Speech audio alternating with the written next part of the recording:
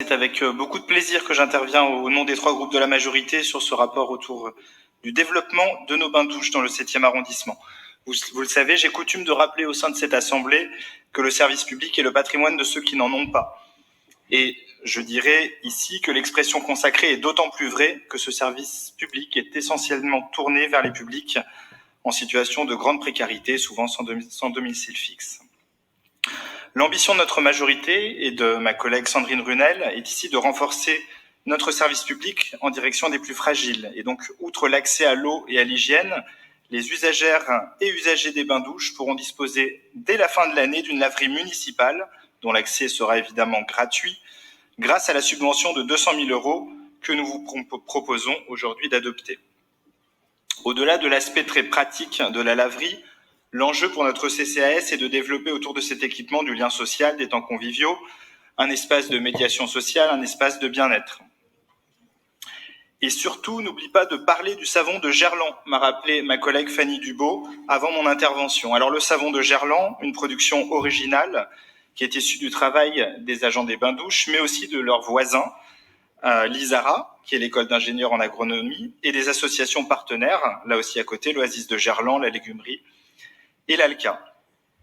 Alors ce clin d'œil un peu anecdotique au savon de Gerland est aussi la traduction d'une implantation historique de cet équipement et donc d'une identité très forte dans le quartier. Les bains-douches furent longtemps la salle de bain de la Cité Jardin, mais aussi la salle de bain de nombreuses personnes extérieures, travailleurs des abattoirs et des industries.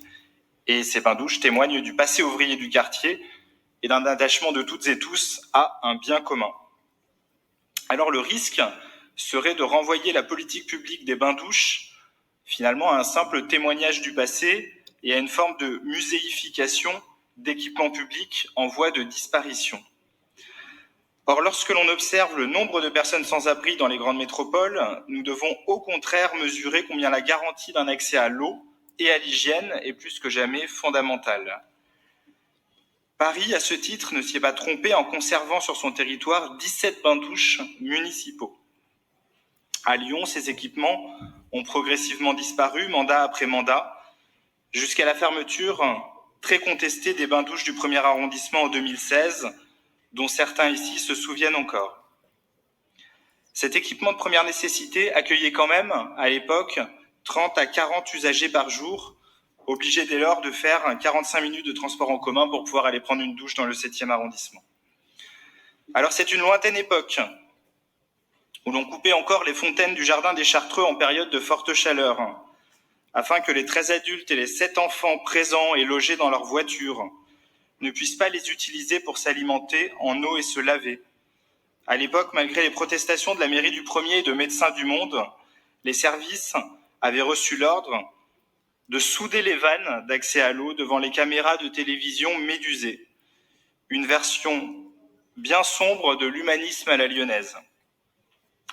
Mes chers collègues, il était grand temps de tourner la page. Nous allons, avec votre approbation, créer une laverie solidaire sur les bains-douches du 7e.